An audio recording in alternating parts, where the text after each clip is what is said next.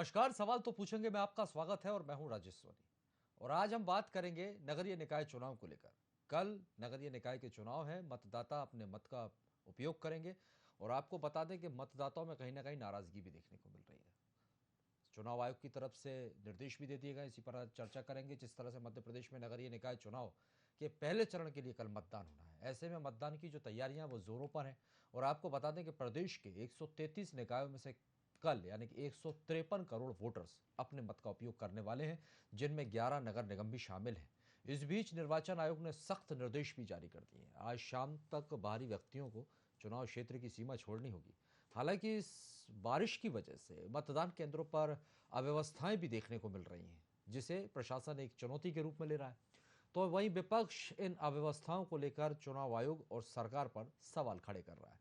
तैयारियों को लेकर क्या कुछ कहना अधिकारियों और राजनीतिक दलों का, पहले हम आपको ये सुनवाते हैं, उसके बाद हम चर्चा को आगे बढ़ाएंगे। कई मेहमान भी हमारे साथ जुड़ेंगे। सुनिए जरा क्या कुछ कहना है। नगरीय निकाय चुनाव को लेकर के प्रशासन ने तैयारी पूरी कर ली है और आज भोपाल के लाल परेड ग्राउंड से निर्वाचन अधिकारियों की ड्यूटी लगाई जा रही है, उन्हें मतपेटियां प्रदान की जा रही हैं। लेकिन इस पूरे मामले में यहाँ पे एक बड़ी दिक्कत वाला मामला ये आया है कि कल हुई तेज बारिश के बाद पूरे लाल परेड ग्राउंड और मोतीलाल स्टेडियम में पानी भर गया है। पूरे में कीचड़ फैला हुआ है, अव्यवस्थाएं हैं और इसके बीच में इन अधिकारियों को ड्यूटी में भेजा जा रहा है। हालांकि बारिश में मतदान होता नहीं है, लेकिन इस बार सुप्रीम कोर्ट की मंशा के अनुसार मतदान कराया जा रहा है और लोगों की यहाँ अधिकारियों की शिकायत है कि पीने के पानी की व्यवस्था नहीं की गई और जो पूरा ग्राउंड है वो पूरा कीचड़ से भरा हुआ है और लोगों के पूरे कपड़े गीले हो चुके हैं, जूते गीले हो चुके हैं। पंकज अग्निहोत्री, वीआईपी न्यूज़ के लिए भोपाल से। सुबह 6 बजे से हमारी सामग्री वितरण का काम चल रहा है। सभी टीम्स यहाँ पहुँच चुकी है। ऑलमोस्ट 50% लोग तो निकल भी गए हैं और सभी मतदान दल सामग्री लेके अपने स्थान पे चले जाएंगे और उनके साथ में जो सेक्टर मजिस्ट्रेट हैं उनके साथ में हमने रिजर्व टीम दी है, प्लस डॉक्टर्स की टीम है हमारी, तो सारी व्यवस्थाएं सुनिश्चित हैं। देखिए, कल पूरे प्रदेश में वोटिंग होने वाली है, जहां जहां पर प्रथम चरण है उसकी, और उसको देखते हुए 1,53,00,000 मतदाता कल मतदान करेंगे और उसको देखते हुए चुनाव आयोग और मध्य प्रदेश शासन की कोई तैयारियां नहीं है। जिस तरीके से कल चुनावी दल अपने क्षेत्र में जा रहा है, जहां जहां उनकी ड्यूटी लगाई है, स्थिति बिल्कुल भी सामान्य नहीं है। हर जगह पर पानी भरा हुआ है, कीचड़ जैसी स्थिति है और कर्मचारी परेशान हो रहे हैं। यहाँ 2160 मतदान केंद्रों के लिए सभी दलों को बिठाकर सभी सामग्री दी गई है और सभी को रवाना किया गया है कि वे लोग अपने अपने केंद्रों पर पहुंचे और वहाँ की व्यवस्थाओं को सुनिश्चित करें। जिस तरह से बारिश हो रही है लगातार, उसको देख के क्या लग रहा है आपको? उसको देख के, जैसा कि आप यहाँ भी देख सकते हैं, बारिश को देखते हुए तमाम इंतज़ाम जो हैं वो इतने पुख्ता किए गए हैं कि बारिश से किसी को भी कोई समस्या ना हो। इसी प्रकार से मतदान केंद्रों पे भी जनरली अच्छी बिल्डिंग्स हैं, बारिश की वजह से कोई समस्या नहीं है। और जहाँ भी 4 या 4 से अधिक मतदान केंद्र है वहाँ वाटरप्रूफ टेंटेज लगा के भी लोगों के इंतज़ार करने की व्यवस्था है। तो वो तारीख जिसका सबको इंतजार था वो नजदीक आ गई है। कल मध्य प्रदेश में नगरीय निकाय चुनाव के पहले चरण के मतदान होने जा रहे हैं, जिसकी तैयारियों को लेकर चुनाव आयोग भी सख्त है। हालांकि आपको बता दें कि बारिश की वजह से चुनौतियां भी बहुत सारी हो गई हैं। इसी पर चर्चा करेंगे। मेहमान हमारे साथ हैं, मेहमानों का परिचय पहले हम आपसे करवाते हैं। राजेश पाठक जी भारतीय जनता पार्टी का पक्ष रखेंगे, जिला संयोजक है, आपका बहुत बहुत स्वागत है। पवन पटेल जी कांग्रेस से महासचिव है, आपका भी बहुत बहुत स्वागत है। और साथ ही खलावन चंद्राकर जी वरिष्ठ पत्रकार हमारे साथ जुड़े हैं, सर आपका भी बहुत स्वागत है। आप सभी मेहमानों का स्वागत करते हैं। पहला सवाल राजेश जी आपसे। सर, बड़ी लंबी मेहनत देखने को मिली और जिस तरह से आप लोगों की तरफ से धुआंधार प्रचार प्रसार देखने को मिला, तैयारियां बहुत जोरों पर रहीं, लेकिन कल वो तारीख भी नज़दीक आ गई है। एक बड़ा सवाल यहाँ पर ये उठ जाता है, क्योंकि पहली बार हम देख रहे हैं कि बारिश के समय में चुनाव होने जा रहा है। ऐसे में चुनौतियाँ बहुत सारी हो जाती हैं और यही वजह है कांग्रेस भी हमलावर है। कांग्रेस का ये कहना है कि सरकार आपकी है, शासन प्रशासन और चुनाव आयोग पर भी विपक्ष हमलावर दिखाई दे रहा है। उनका ये कहना है कि इस तरह के सवाल खड़े किए हैं कि सरकार 18 सालों से आपकी सरकार है, फिर भी इस तरह की अव्यवस्थाएं क्यों? मैं सबसे पहले तो मेरे जो साथी बंधुगण हैं उनको नमस्कार करता हूं और जो पत्रकार बंधु हैं उनको भी नमस्कार करता हूं। इसके बाद मैं बताना चाहता हूं, बड़े सम्मान के साथ बताना चाहता हूं कि ये जो चुनाव हो रहे हैं ये सुप्रीम कोर्ट के निर्देश से हो रहे हैं। एक बात तो कोर्ट का सम्मान सभी नागरिक करते हैं, तो कोई भी पार्टी हो, कोई भी व्यक्ति हो, उसके लिए सर्वोपरि एक। और दूसरा, बारिश पे किसी का वश नहीं, मेरा ऐसा मानना है। ये प्राकृतिक चीज़ें हैं, बरसात है तो बारिश होगी, ये तय है। लेकिन भारतीय जनता पार्टी की सरकार और प्रशासन ने जो पुख्ता इंतजाम किए हैं, जो इस समय संभव हो सके वो सारे इंतजाम किए हैं। अब ये संभव नहीं हो सकता कि आदमी बिल्कुल भी पानी में का छींटा नहीं लगे या बिल्कुल भी गीला ना हो, तो ये बरसात में संभव नहीं है। ठीक। बाकी का प्रयास पूरा है। भारतीय जनता पार्टी 18 सालों से जनता की सेवा कर रही है, आगे भी करेगी, और जो भी समस्याएं हैं उनको दृढ़ता से संकल्प के साथ वचनबद्ध होकर उनको पूरा करेगी। चलिए, मैं लौटूंगा आपके पास। पवन जी, आप तक आवाज पहुंच रही है सर? पवन जी। जी जी जी। पवन जी, हमारे साथ राजेश जी जुड़े हैं, भारतीय जनता पार्टी का उन्होंने पक्ष रखा। जिस तरह से आप लोगों की तरफ से अभी संगीता जी ने आरोप लगाया चुनाव आयोग पर और सरकार पर ही अव्यवस्थाओं को लेकर सवाल खड़े किए। अब साहब, बारिश में अगर चुनाव करवाएंगे तो थोड़ी बहुत अव्यवस्थाएं तो देखने को मिलेगी। बाकी उनका तो ये कहना है कि बीजेपी की तरफ से तो हर संभव प्रयास किए जा रहे हैं, थोड़ी बहुत परेशानियां होंगी। नहीं, देखिए, बीजेपी ने अभी भाई साहब ने बोला ही, आपने सुना, हमने सुना कि सुप्रीम कोर्ट के आदेश से चुनाव हो रहे हैं। भारतीय जनता पार्टी तो चुनाव कराना ही नहीं चाहती थी। नहीं, ठीक है। दूसरा, सुप्रीम कोर्ट ने आदेश क्यों दिया? क्योंकि ये पहले चुनाव करा सकते थे, लेकिन इन्होंने पहले चुनाव नहीं कराया। और दूसरा, इन्होंने बोला छोटे बरसात है तो थोड़े मोटे छींटे तो पड़ेंगे। हमारा बात उस छींटे की नहीं है, हमारा बात वो जो ईवीएम में छींटा लगा देते हैं, ईवीएम के तरह से जिसके उस छींटे से जिससे रिजल्ट प्रभावित हो जाता है, वो छींटा नहीं पड़ना चाहिए। हमारा बोलने का मकसद ये है, क्योंकि भारतीय जनता पार्टी आए दिन देखेंगे, पिछले कुछ चुनावों से जब से ईवीएम से हो रहा, तो हमेशा हमें देखने को मिलता है कि पेपर में निकलेगा, न्यूज इलेक्ट्रॉनिक मीडिया पे दिखेगा कि आज यहाँ ईवीएम यहाँ बोरे में भर के लेके जा रहे थे। कोई ईवीएम अधिकारी लेके चला जा रहा था। जब नॉर्मल मौसम में वो चुनाव होता था तब ये हालात होते थे। तो इस बार तो इनको और बहाने मिले हैं। ईवीएम का यहाँ रिजल्ट प्रभावित करना होगा तो ईवीएम लेके चले जाएंगे घर। कहीं क्यों, कहीं पानी गिर रहा था इसलिए हम घर लेके चले गए। तो इस टाइप के आने वाले समय में हालात देखेंगे, अभी नहीं देखे, लेकिन मैं बोल रहा हूँ देखिएगा, इस टाइप के हालात देखने को मिलेंगे। हम चाहते हैं कि सरकार भारतीय जनता पार्टी की है तो निष्पक्ष चुनाव होना चाहिए। हम चाहते हैं कि जब सत्ता में भारतीय जनता पार्टी इतने दिन से थी तो इस तरह की अव्यवस्थाएं नहीं होनी चाहिए। अगर सरकार में भाजपा है तो उसकी रिस्पॉन्सिबिलिटी भारतीय जनता पार्टी की होनी चाहिए। नहीं, आप लोगों की तरफ से समितियां भी तो गठित की गई हैं ताकि इस तरह से पारदर्शी तरीके से चुनाव हो। नजर रखेंगे आप लोग, वो समितियां क्या काम करेंगी? ईवीएम पर तो आपने अभी से सवाल उठाने शुरू कर दिए। नहीं, देखिए, समितियां अपना काम एक दायरे में रह के कर सकती हैं। जब कोई सामने वाला व्यक्ति, सामने वाला सत्ता का दुरुपयोग करने पे उतारू हो जाएगा तो समितियों का तो वहां पे एक्सेस ही नहीं है। समितियां जहां तक काम करना, हम काम करने का प्रयास करेंगे, लेकिन लोकतांत्रिक ढंग से आम आदमी को ही उसका काम नहीं करने दिया जा रहा है। आम आदमी की अभिव्यक्ति की आजादी नहीं है तो समितियां क्या कर पाएंगी? जब सामने वाले का इंटेंशन ही नहीं है, सामने वाले ने वहां के अगर ऐसा एटमॉस्फेयर क्रिएट कर दिया है, समिति ठीक है, लोकतंत्र में सबको अधिकार होता है, विपक्ष की बहुत बड़ी भूमिका होती है। तो जब यहाँ विपक्ष की भूमिका को इसका निर्वहन नहीं करने दे रहे हैं, आम जनता अपनी स्वतंत्रता की अभिव्यक्ति का अभिव्यक्त नहीं कर पा रहा है, तो इस तरह के हालात है। तो इस तरह की जो माहौल है उसके खिलाफ मैं बात कर रहा हूँ।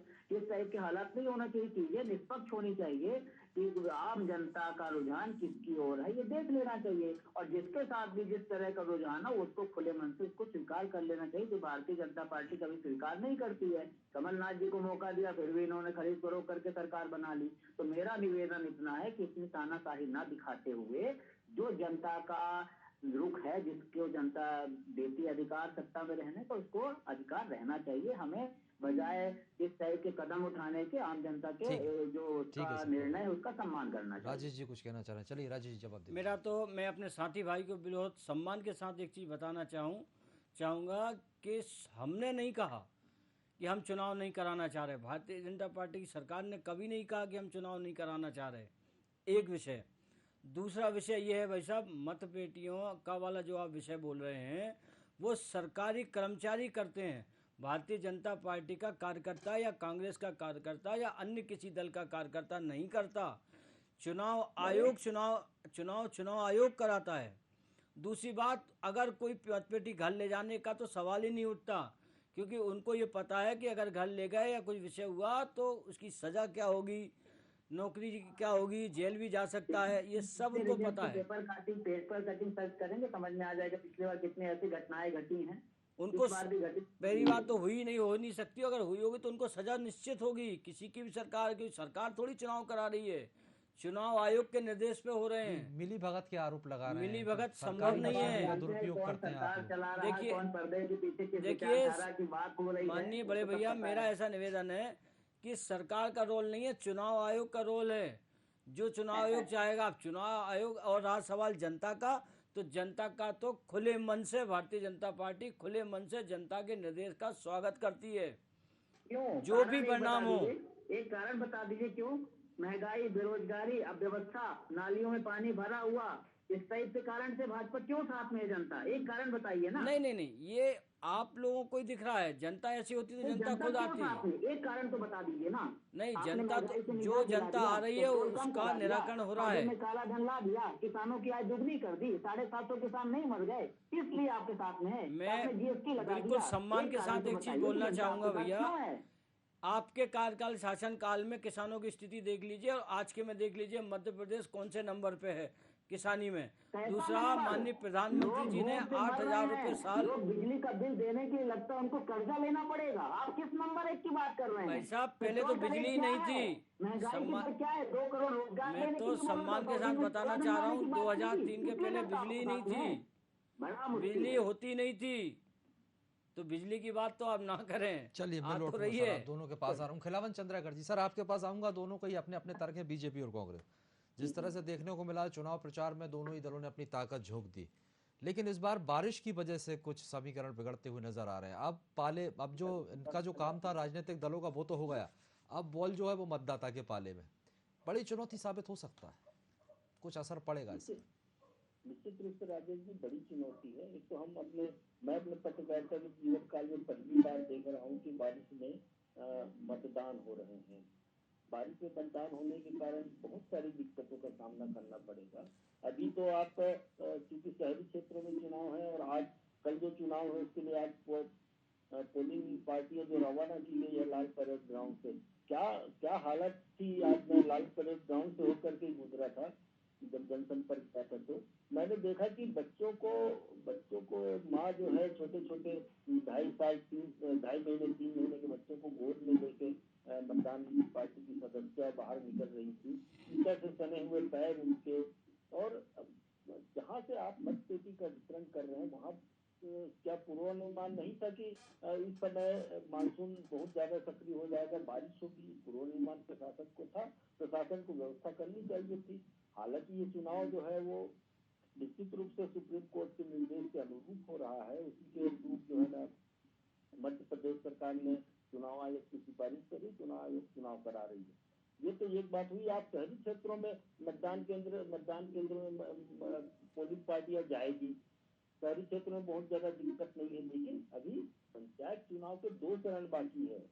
पंचायत चुनाव के 2 चरण में ग्रामीण क्षेत्रों में क्या दशा है, सड़कों की और पहुंच व्यवस्था की क्या दशा है, ये आप और हम जानते हैं। आपने कई बार विजुअल दिखाया है कि स्कूली बच्चे किस तरह से नाले पार करके जाते हैं, ये आपने भी दिखाया और हम भी वर्षों से देख रहे हैं। कई गांव आज भी पहुंच विहीन है, और यदि पहुंच बन भी चुकी है तो नदी नाले बीच में पड़ते हैं और बाढ़ की स्थिति आ जाती है। तो अभी तो एक बड़ा सवाल ये पैदा होगा कि पोलिंग पार्टियां पंचायत चुनाव में वहां तक मतदान केंद्रों तक पहुंच पाएगी कि नहीं पहुंच पाएगी, एक बड़ा सवाल है। दूसरा जो है, मतदान का प्रतिशत बहुत कम होने वाला है।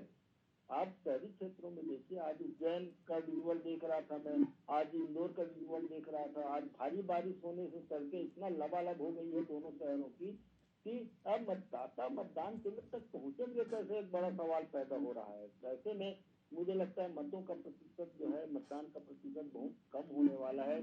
साथ ही बहुत दिक्कतों, क्योंकि निलंबन की गाज गिर सकती है मतदान पार्टियों पर, पोलिंग पार्टियों पर, कर्मचारियों पर। इसलिए वो कैसे भी हो, किसी भी कठिनाइयों का सामना करना पड़े, वो पोलिंग बूथ तक अपनी मतदान सामग्री लेके जाने का प्रयास करेंगे और पहुंचेंगे भी, चाहे अव्यवस्था कितनी भी हो, वहां भी हो, रास्ते में भी हो। जहाँ से पोलिंग पार्टियां रवाना हो रही है लाल परेड जैसे प्रसिद्ध मैदान में, वहां भी अव्यवस्था हो, फिर ही जाएंगे पोलिंग पार्टी। लेकिन कुल मिला के ये व्यवस्था देखी जा रही है कि सरकार इतने वर्षों से, आजादी की इतने वर्षों बाद प्रदेश में सड़कों की हालत इतनी खराब है और बारिश में, खास तौर पर बारिश में मतदान होते समय मुझे लगता है यदि प्रोसीडिंग जोनल अधिकारी भी वहां पहुंचेंगे तो वो देखेंगे, बड़े नेता लोग भी पोलिंग बूथ में जाएंगे तो वो देखेंगे, और ये देखते हुए यदि वो सुधार कर ले इन सब व्यवस्थाओं पे आने वाले दिनों के लिए, तो मुझे लगता है बेहतर व्यवस्था होगी। लेकिन हाँ, पोलिंग निश्चित रूप से कम होने वाली है। वोटरों में बारिश नाराजगी अभी है, कल पानी- यही वजह है। मतदान केंद्रों पर अधिकारियों की तो मजबूरी है, वो पहुंचेंगे क्योंकि उनकी ड्यूटी लगी है। लेकिन राजेश पाठक जी, सवाल ये खड़ा ज़रूर होता है, 18 साल से आपकी सरकार है, सड़कों की हालत किसी से छिपी नहीं है, सड़कें जलमग्न हो गई हैं, जगह जगह गड्ढे, और जब कभी चुनाव आते हैं तो चुनावी सड़कें मतलब एक लीपापोती कर दी जाती है, उसके बाद हालत जस के तस हो जाते हैं। नाराज़गी तो है जनता के अंदर इन सब चीज़ों को लेकर। देखिए ऐसा है, बहुत अच्छी बात चंद्रकलावन जी भाई साहब ने बताया, पर मैं एक बात और बताना चाहूँगा। ये जो भी सीन या जो भी परिस्थितियाँ हो रही हैं वो बरसात में हो रही हैं। अगर भाजपा ने विकास नहीं किया होता तो स्मार्ट सिटी की सड़कें जो अभी बनी है वो देख लीजिए आप, जवाहर चौक से आप न्यू मार्केट से भदभदा वाला रोड है वो बना है वो देख लीजिए आप, इसके बाद आप माता मंदिर से जो जवाहर चौक के लिए बना है वो देख लीजिए। आदरणीय मैं राजेश मानता हूँ कि पाठक। बरसात है, मैं राजेश पाठक जी, आपने भोपाल की 4 सड़कें गिनवा दी, राजधानी की कई सड़कें ऐसी हैं जो पूरी तरह से जलमग्न, नहीं, जगह जगह गड्ढे, मैं कितनी बिल्कुल परेशानियां उस पे ही आ रहा होती। हूँ। और जब राजधानी में ये हाल है तो पूरे प्रदेश की क्या हालत होगी, मैं आप उसी समझ पर आ सकते रहा हूँ। अरे ये पहली बरसात का है, निगम राजेश जी, प्रशासन दो भी, मिनट मुझे भी शासन मौका दे प्रशासन दीजिए। भी जी सर, आपके पूरी पास आ रहा व्यवस्था हूं से पवन। लगी है, पूरी व्यवस्था से लगी है। ऐसा नहीं है कि ये लोग हाथ पे, भाजपा शासन हाथ पे हाथ रखे बैठी है, ये नहीं, क्योंकि बरसात की कोई सीमा नहीं होती, कोई तय नहीं होता। सर 18 साल इसलिए सरकार में होने नहीं के तो बाद 18 भी आप साल में लोगों को आप और काम भी समय देखिए, चाहिए। ठीक। ऐसा नहीं है रोड, ऐसा नहीं है कि कोई भी की सरकार में आप ये बता दें कि एक रोड 18 साल चली हो, बनेगी तो टूटेगी रोड। आप भोपाल का ग्राफ देख लीजिए कहाँ से कहाँ पहुँच गया, भोपाल की जनता आबादी कहाँ से कहाँ पहुँच गई। तो उस हिसाब से जो प्रयास हुए हैं वो पर्याप्त हो रहा है, और आगे भी वचनबद्ध हैं। ऐसा नहीं है कि हम प्रयास नहीं होंगे, बिल्कुल होंगे, नतमस्तक होके होंगे। लगातार पवन जी प्रयास किए जा रहे हैं सरकार की तरफ से, और सबका साथ सबका विकास इसी नारे के साथ सरकार काम भी कर रही है, और कई काम है जो सरकार की तरफ से गिनवाए भी जा रहे हैं। और जब सवाल आप लोग खड़े करते हैं तो आपके शासन काल में जो काम किए गए उन पर भी सवाल खड़े होते हैं। जवाब दे दीजिए। ये जो प्रयास है ना, ये प्रयास ही समझ में नहीं आ पा रहा कि ये प्रयास पहले 100 दिन के लिए था, फिर कुछ और दिन के लिए बढ़ा, फिर ये प्रयास खत्म होने का नाम ही नहीं ले रहा कि पेट्रोल महंगाई सब बढ़ती गई। मोदी जी सीधे 20 साल 25 साल बाद के प्रयास की बात कर रहे हैं। और सबसे बड़ा प्रयास इनकी जो मालती राय महापौर जी की प्रत्याशी हैं भोपाल में, उन्होंने खुद कहा है कि सबसे पहले मैं अगर महापौर जीतती हूँ तो भ्रष्टाचार खत्म करूंगी। वही भ्रष्टाचार जो आलोक शर्मा जी ने किया, वही भ्रष्टाचार जो कृष्णा गौड़ जी ने किया, इन्होंने भी खुद, इनके महापौर प्रत्याशी ने खुद ने एक्सेप्ट किया हुआ है कि हम पहले भ्रष्टाचार खत्म करेंगे। तो जब इनके लोग ही एक्सेप्ट कर रहे हैं कि भ्रष्टाचार हुआ है, तो भ्रष्टाचार में कैसे मजबूत रोड बनेगी, कैसे ड्रेनेज सिस्टम सुधरेगा? ये सिर्फ छलावा करते हैं, आम जनता की भावनाओं के साथ खिलवाड़ करते हैं, कभी स्मार्ट सिटी के नाम पे, कभी बुलेट ट्रेन के नाम पे। और अब जो है, अब पूरी दुनिया, पूरी जनता जाग चुकी है, इनके छल कपट में आने वाली नहीं है। क्या पूरा भ्रष्टाचार इन दोनों के कार्यकाल में हुआ? सुनील सूद जी के कार्यकाल में नहीं हुआ? मेरा ये कहना है, क्या कैलाश मिश्रा जी के कार्यकाल में नहीं हुआ? कौन से वाले की बात कर रही थी, बताया नहीं, उन्होंने क्लियर नहीं किया था। शासन में नहीं हुआ? अभी लगातार यही होता है कि जो लास्ट जो महापौर रहता है उसी की भ्रष्टाचार की बात होती है। तो क्या बिल्कुल ऐसा है कि ये अन्य पार्टियां या माननीय कांग्रेस बिल्कुल क्या हरिद्वार नहा के आती है, सारे पार्टी पदाधिकारी का बिल्कुल वहां बिल्कुल शुद्ध है? ऐसा नहीं है। पार्टी ने, भाजपा ने जो कहा है वो करेगी। भ्रष्टाचार मिटाना है तो ये तय है। भारतीय जनता पार्टी के पास भ्रष्टाचार का कोई विषय नहीं है, ना उनको जरूरत है भ्रष्टाचार करने की, ना किसी प्रकार की आवश्यकता है। चाहे कांग्रेस हो या बीजेपी, क्योंकि जनता भारतीय जनता जीरो पार्टी के टॉलरेंस साथ की है। नीति हर राजनीतिक दल इस पर बात करता है, तो ये अपनाने की भी जरूरत है। अब आपका भ्रष्टाचार, हमारा भ्रष्टाचार, ये तो कोई विषय ही नहीं होता। यहाँ तो हर राजनीतिक दल को सक्रिय रहना चाहिए और इस पर कार्रवाई करना चाहिए। अब यहाँ पर तो आप ये बता रहे हैं कि आपके राज्य में नहीं हुआ, चलिए हमारे राज्य में हुआ, वो एक अलग बात है। कार्रवाई सख्त से सख्त होनी चाहिए। और जिस तरह की तस्वीरें मैं इस बात पे माननीय एंकर जी के साथ बिल्कुल सहमत हूँ, सम्मान के साथ सहमत हूँ कि कोई भी पार्टी हो, इस विषय पर, इस मुद्दे पर सख्ती से पालन करना चाहिए। मैं एक देश का पार्टी का बाद में हूँ, पहले एक देश का सच्चा नागरिक हूँ। इसलिए मेरा बंधुवर आपसे भी निवेदन है कि आप भी, मैं भी, और बिल्कुल एंकर महोदय से भी बिल्कुल निवेदन है कि इस पर सख्ती से कदम उठाएं। मैं और भारतीय जनता पार्टी को बिल्कुल आश्वस्त करता हूं, भारतीय जनता पार्टी की ओर से, कि दोनों, मैं और पार्टी दोनों आपके साथ हैं। चलिए, पवन जी कुछ कह रहे हैं आप? पवन जी जी जी सर, आप अपनी बात पूरी कीजिए, कुछ कहना चाह रहे थे। जी। आवाज पहुंच रही है पवन जी आप तक? हाँ आ रही बताइए। ठीक है पवन जी, यहाँ पर जिस तरह से देखा, राजेश जी ने अपनी बात रखी और राजेश जी ने यह भी कहा, ऐसा नहीं है, आपने उन पर भ्रष्टाचार का आरोप लगाया, लेकिन कई आरोप आप लोगों की पार्टियों पर भी लगते आए। लेकिन सवाल वही है सर, जीरो टॉलरेंस पर काम होना चाहिए, सरकार चाहे किसी की भी रहे, लेकिन भ्रष्टाचार पर लगाम लगानी ये सरकार की ही जिम्मेदारी होती है। जो भी सरकार में रहे, कोई भी दल सरकार में रहे, ये उसकी जिम्मेदारी होती है। ये नहीं कि सिर्फ आरोप प्रत्यारोप कर खाना पूर्ति करती। तो मतलब कुल मिलाकर देखा जाए तो कोई दूध का धोला नहीं है। नहीं देखिए, बात दूध के धुले होने की बात नहीं है। यहाँ पे बात इस चीज की है कि हमारा इतिहास क्या है और इनका इतिहास क्या है। हमने क्या किया, इन्होंने क्या किया है। भ्रष्टाचार मैं मानता हूँ कि हर सरकार में होता है, लेकिन उस भ्रष्टाचार के खिलाफ क्या एक्शन लिए हैं, आगे क्या नजर ली, कितने हमने झूठ बोले हैं। और कांग्रेस पार्टी में अगर भ्रष्टाचार हुआ होगा तो उसकी सजा मिली है।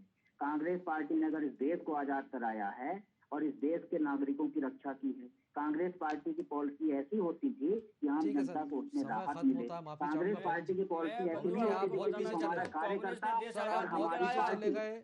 कांग्रेस ने देश आजाद नहीं कराया, बहुत देश पीछे आजाद चले तो उन मांग के लालों ने कराया है जिनने अपनी बलि ठीक दी है, है। बहुत पीछे सुभाष चले चंद्र गए। बोस आजादी ने के कराया सेनानी, बहुत आजाद। बहुत शुक्रिया आप सभी मेहमानों का हमारे साथ जुड़ने के लिए और बातचीत उन के लिए। भारत माफी माता के लाल चाहूंगा, ने समय खत्म होता है। कराया है। राजेश जी माफी चाहूंगा, समय खत्म होता है। बहुत बहुत शुक्रिया आप सभी का हमारे साथ जुड़ने के लिए और बातचीत के लिए। तो आपको बता दें कि कल नगरीय निकाय चुनाव के पहले चरण का मतदान होना है और आपको 133 निकायों में ये मतदान होगा। प्रदेश के मतदाता अपने मत का उपयोग करेंगे।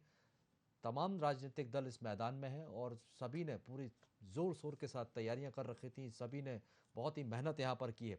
लेकिन अब गेंद जो है वो जनता के पाले में है। अब जनता किसे चुनती है, किसे जनादेश देती है, ये देखने वाली बात होगी। फिलहाल के लिए बहुत बहुत शुक्रिया और आगे की खबरों के लिए आप लगातार बने रहिए VIP न्यूज़ के साथ।